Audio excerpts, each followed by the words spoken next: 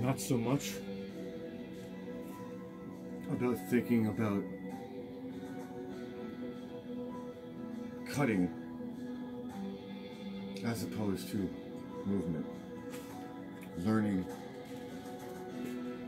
how to move and adapt to the fact that the ceiling is low, crowded, distance,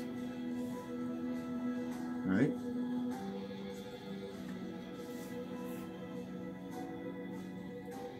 Or most people with a blade even this long will get caught up on objects, and you adapt. So here, you guys can't see this, but here, it's a thinner hallway, so you fight. Sorry, you can't see that. Sorry, I'm ducking down, but you move and you adapt. Up, low, high, low, cut, pull, hit, cut. Right? Hit with the blade, cut with the blade, pull up with the blade, cut, pull, push, cut, spam, move.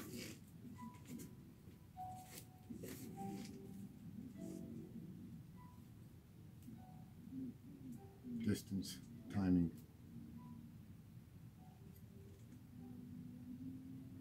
Most of all, yes, people misunderstand martial arts fighting. Meet the Husk, one of the sharpest and most versatile Japanese-inspired knives. One of my favorite commercials, by the way. This knife was only available to best commercial, one of the best commercials. Too sharp and dangerous for, you know, like 19th century Japan, where renowned swordsmith named people. Katsu pioneered a way to make samurai swords sharp enough to slice. What should we make any kind of deal with them? We've lost nearly 1,000 men. We can't reach the city. The winter is coming. Give me more reasons. What are they of the terms if they are so sure we can't get into the city? They'll probably run out of food. We should let them starve. Then they will hate us even more. They will hate us even more. I had something to say. I did not become a hunter because I aspired to be one. It came about because of one of Mabel's actions. What? I did not become king out of ambition, but once it came, I had no choice. As a result of other people's.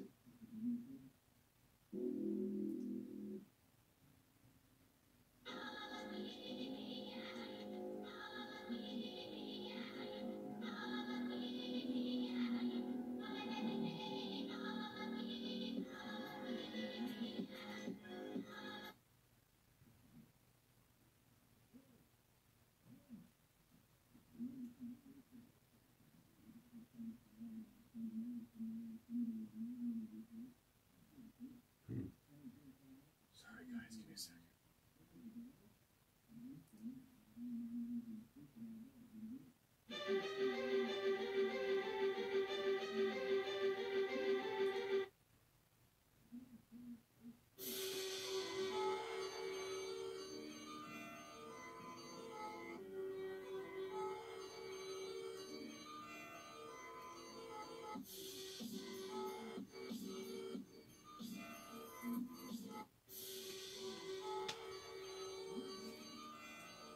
So, sorry guys, the timeout for a second. That's sword. Much more we can get into. You can do something like this. Think to wooden knife for turning. Right? And the knife is different. I mean, the truth and reality of it is most knife attacks happen so fast and so suddenly that most people can't defend against them. And I'll always tell people, if you can hear me, I always tell people the best way to learn how to fight and defend against a weapon is to learn how to fight with a weapon. How to move it, how to understand how it moves, right? So, again, unofficially, I've studied Wing Chun, Penchak Silat, Filipino Kali, Krav Maga, Russian Sistema, which I'm not really that big into those two, but for me, my focal points are Penchak Silat first and foremost. The reason I use a lot of Wing Chun in my own developed system that I've created. Because Wing Chun is very practical and useful in situations like far more confined areas where you can't move more. Mind you, there are systems of Silat, depending on different regions and the people creating them. So there's systems like most of the systems in Silat. So Silat's Malaysian and Indonesian. I believe there's about 175 different variations of it in Indonesia and probably about that same amount in Malaysia. But it's spread across, it's gone into like Thailand, Vietnam, Korea, all these areas, right? Very similar in many ways to like Muay Thai, but ancient Muay Thai, so Muay Boran. So Muay Thai, the majority of people learn. Not saying that they don't learn some form of traditional, but primarily the Muay Thai that most people learn is like this, more standing up like this. Okay? So Muay Boran is more you stand like this, because you're fighting on the ground, right? Stuff like that, right?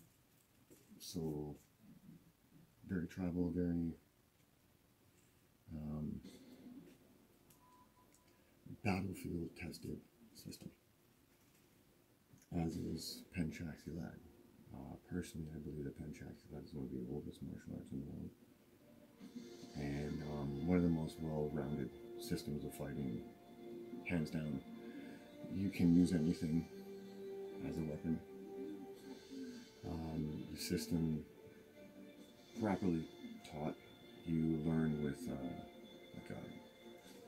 like a machete, so like a short machete, right? Because they're blade cultures.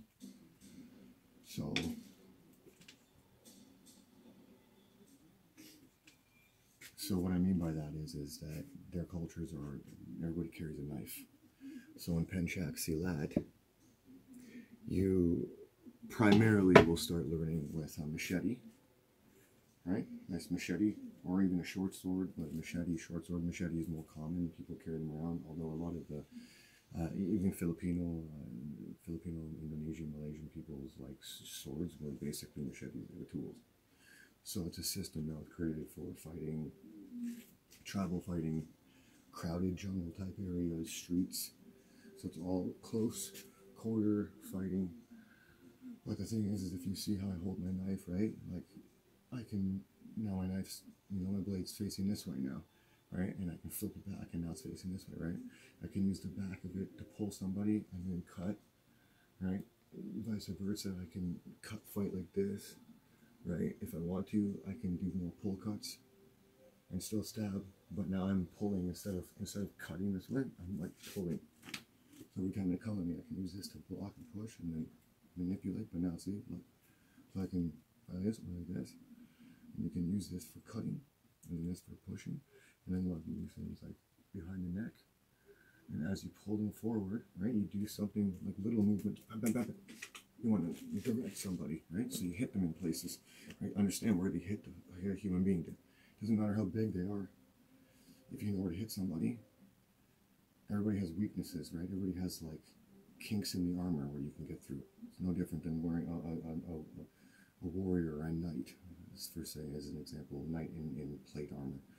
That's why they had daggers and rundels and stilettos. Right? You get through, even chainmail, you get through, right?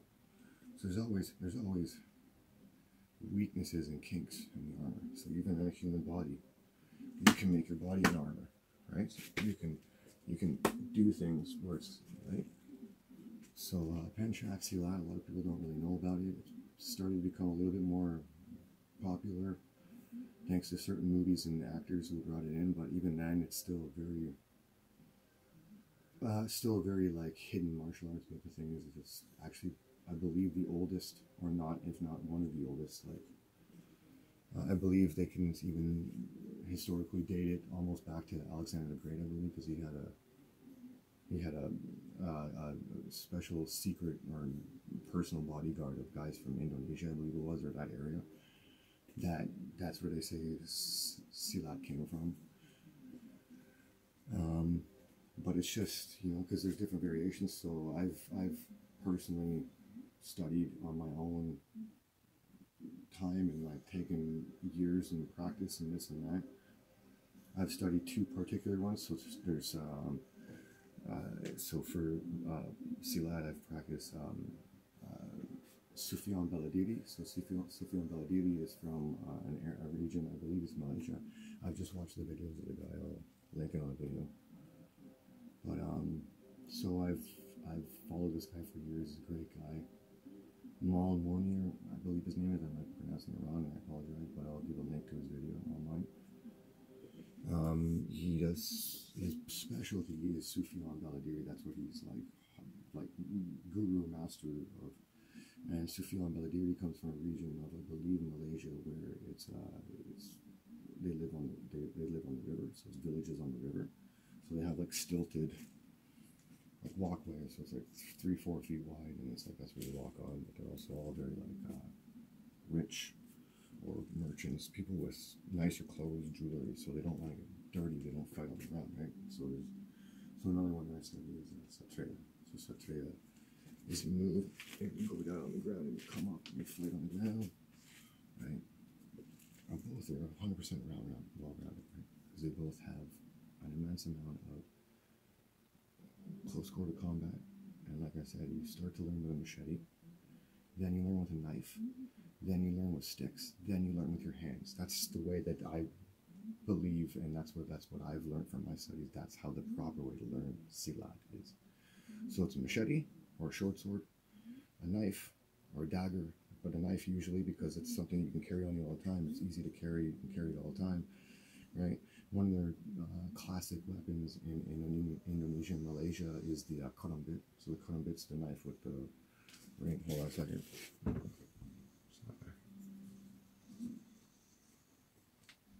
This is just a cardboard version, but it's one I was kind of designing. But so the karambit's like this. But it's actually traditionally curved more because it's a sickle. And the ring was because when they were cutting, they would cut like this.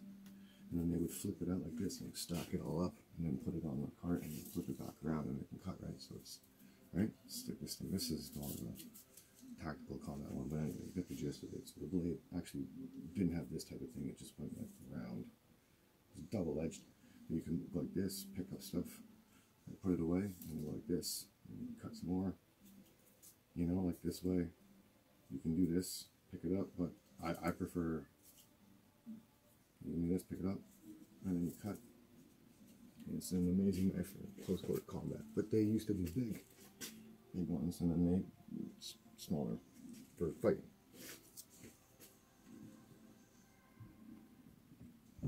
Anyway, the point is fighting with a sword is much different than fighting with a knife. This to me is far more dangerous.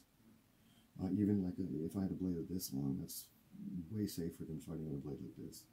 Because this you gotta get close, right? And now you gotta fight in a different way, right? So it's like I always tell people, like you, even in chef, when you cook in the kitchen or learn chefing, which I went to school for, I worked in kitchens as a cook and a chef. You always hold the knife by the blade because that's how you control. Cut really fast, but also even knife fighting because I can turn. So if you grab my wrist, I can, right? It's never like, even like here, it's like I can cut, right? And all I have to do is hold the blade, and it's like, oh, right? And like this, definitely, especially, you hold the knife so it's like you can, somebody goes to grab you, you just cut. So the reason why I really appreciate Penchak Silat, especially, is because the mindset of it, very similar to Filipino Cali's, not a lot of similarities. Penchak Silat, they don't punch, they hammer fist, because everything's based off of a blade cut. Right, so everything's here. Right? So everything's based off a cut. So when you hit, it's hammer. Now you can't hit, but that's where I bring in the Wing Chun and the Muay Thai, the boxing. Right? So now it's like I can hit always.